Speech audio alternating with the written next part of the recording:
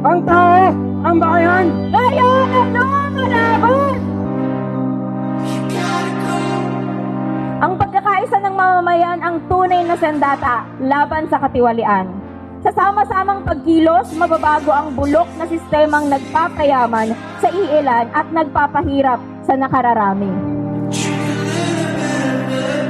Sabay-sabay po kitang magkurahaw, ikulong na yan lahat ng mga kurakot!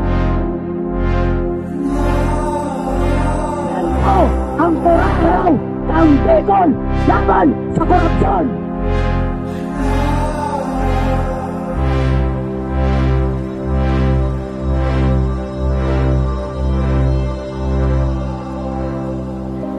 Tigtiwala kan mga tao ang pondo sa gobyerno para sa tinampo, para sa hanap buhay, para sa seguridad, alagad ang mga korap, binupulsa ninda ang kwarta.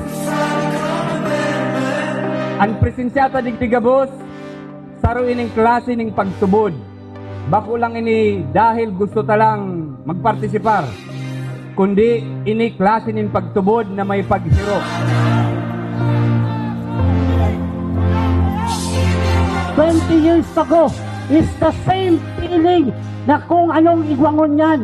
Sa inyo mga kabataan, ini laban na lindongon yan. Asin kami bilang mga magurang lindo, kami masuporta para ipahiling na ang futuro kang sa tong banwaan pagdaig kita naghiro.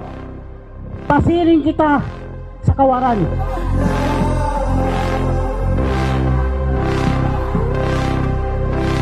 Anhin nila ang mga luxury car at mansyon kung lumulupok ng Pilipinas.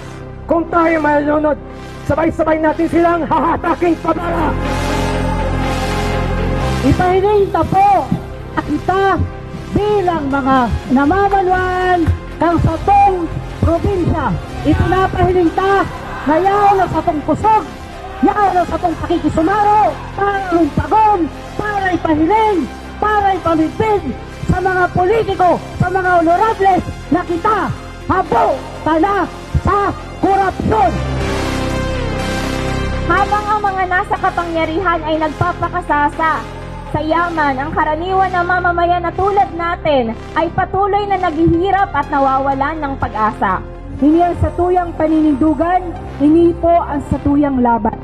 Wakasan ang korupsyon, iligtas ang mamamayan, ibalik ang dignidad ng gobyerno, Bicol laban sa korupsyon. Sabay-sabay nating gagawin malakas at matatag ang Pilipinas. Sabay-sabay nating gagawing dakila muli ang Pilipinas.